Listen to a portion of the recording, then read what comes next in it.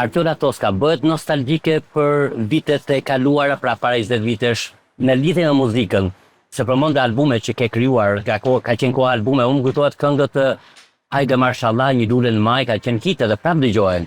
Bëhesh nostalgjike për t'i dëgjuar dhe për atë kohë që kanë qenë nga hitet e E di kur filloi bëhem nostalgjike kur tash e kam parë nëpër klabe, si fenomen, që ka një brez të ri që janë 19 vjeç, që as nuk ishte lind kur u bëhe kënga, edhe ai albumi, edhe të vjen dhe të kërkon Hajde Marshallah.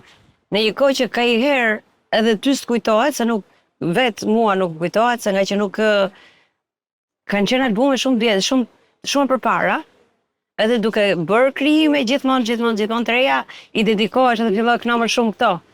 Po është publiku që ti kujton dhe fillon e bëhesh nostalgjik kur si u bë, kur u bë.